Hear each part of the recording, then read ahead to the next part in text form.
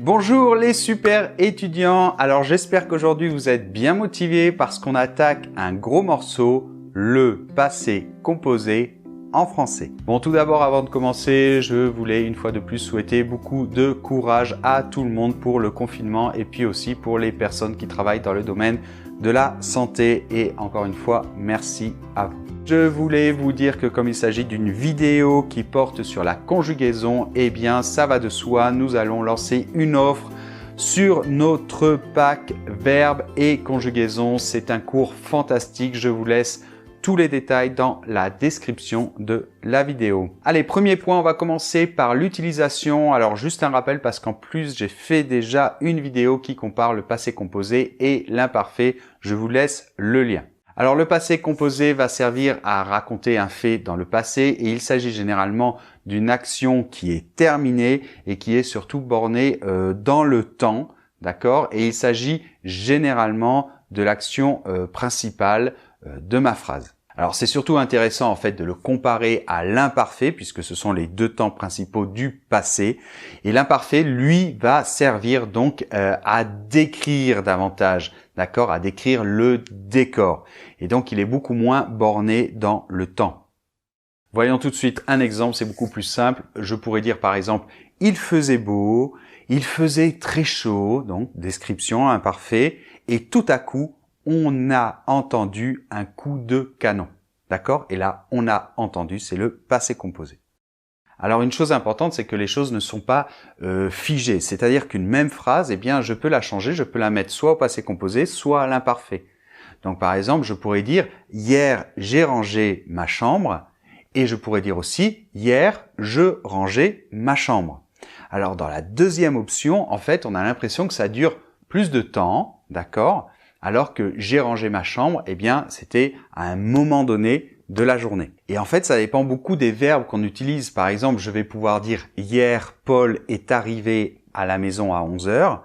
Mais là, je vais difficilement pouvoir utiliser l'imparfait en disant « Hier, Paul arrivait à 11 heures ».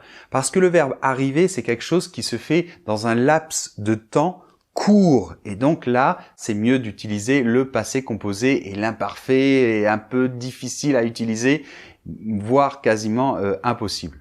Allez, deuxième partie maintenant, on va voir la formation. Bien, alors ça c'est très important parce que si tu sais construire en fait ton passé composé, tu vas savoir en fait construire tous les temps composés en français. Alors, les temps composés se construisent ainsi. On utilise premièrement un auxiliaire et donc il y a deux auxiliaires possibles.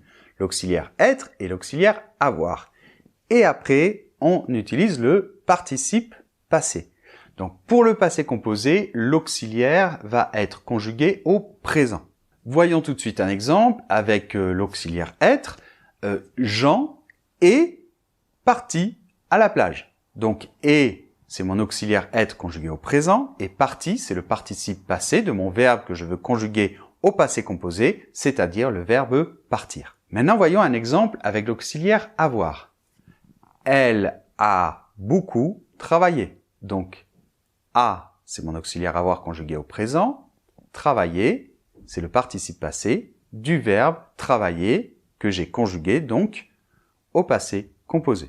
Alors la question qui se pose tout de suite, c'est quand est-ce qu'on doit utiliser l'auxiliaire être et quand est-ce qu'on doit utiliser l'auxiliaire avoir. Alors ça, c'est la grande question et c'est la première grande difficulté de la formation des temps composés en français. Alors commençons par l'auxiliaire être par exemple. Alors, on utilise l'auxiliaire être quand il s'agit d'un verbe pronominal. Donc pour tous les verbes pronominaux, on va utiliser l'auxiliaire être. Et ensuite, on va utiliser aussi l'auxiliaire être avec une liste alors de plus ou moins 12 verbes que vous devez connaître par cœur. Donc je vous laisse la liste. Là, vous devez la voir apparaître à l'écran. Et on va utiliser l'auxiliaire avoir avec tous les autres verbes.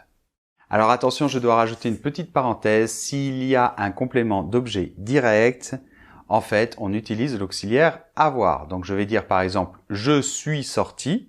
Il n'y a pas de complément d'objet direct, mais je vais dire « j'ai sorti la voiture », complément d'objet direct, du garage. Donc maintenant, troisième partie, nous allons voir la formation des participes passés. Bon, alors, il n'y a pas une méthode magique. En fait, le plus simple, c'est de les diviser en fonction du son que l'on entend à la fin. Donc, la première famille, ce sont les participes passés qui terminent en « et », avec « e » accent aigu. Alors, c'est facile, il s'agit de tous les verbes qui terminent en « er » à l'infinitif. Par exemple, manger, eh bien, ça va nous faire participe passé « manger » avec « e » accent aigu. Et on doit rajouter aussi le verbe être, par exemple j'ai été, et le verbe naître, je suis né. Alors après, il y a les participes passés qui terminent en i, alors ça peut être i, is ou it, donc il s'agit de beaucoup de verbes qui terminent en ir à l'infinitif, mais pas seulement. Donc par exemple le verbe finir, j'ai fini, mais aussi par exemple le verbe mettre, j'ai mis. Donc après, on a les participes passés qui terminent en U. Donc là, il s'agit de pas mal de verbes aussi, et souvent des verbes importants. Donc par exemple, le verbe vouloir, j'ai voulu. Ou encore le verbe lire, j'ai lu. Et enfin, il y a la série des autres cas. Par exemple, le verbe faire, j'ai fait. Ou le verbe mourir, je suis mort. Alors, quatrième point, l'accord du participe passé. Ouh là là, cette fameuse règle extrêmement compliqué en français. Bon, dans cette vidéo, je vais faire simple, je ne vais pas le faire de manière exhaustive. Alors, pour faire simple, quand on a l'auxiliaire être, eh bien, on fait l'accord avec le sujet, l'accord en genre et en nombre. Donc, prenons un exemple, Marie est partie. Eh bien, partie, ça va faire IE, parce que Marie, c'est singulier mais féminin. Ou bien, elles sont parties, IES. Jean est parti, I, parce que là, c'est masculin singulier.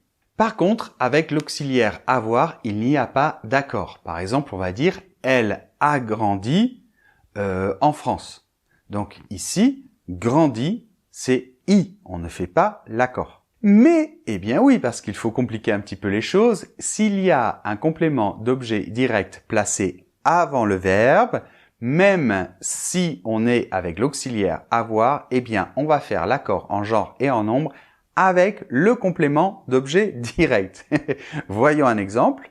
Les affaires que j'ai prises ne sont pas les tiennes. Donc, j'ai dit les affaires que j'ai prises parce qu'il s'agit des affaires et c'est féminin et pluriel.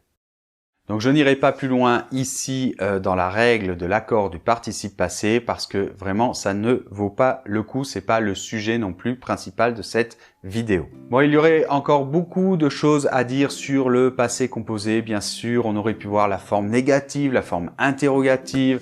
On peut se demander où est-ce qu'on doit placer les adverbes. Je ne veux pas tout faire de manière exhaustive dans cette vidéo et de toute manière, je vous conseille de beaucoup vous entraîner parce que il n'y a pas de secret pour réussir à connaître ce temps verbal, sa formation surtout, eh bien il faut s'entraîner. Donc n'hésitez pas à faire plein d'exercices et justement je vais vous laisser avec un exercice interactif que vous retrouverez sur l'article qui correspond à cette vidéo. Je vous laisse tous les liens dans la description. Je vous embrasse très fort et à bientôt.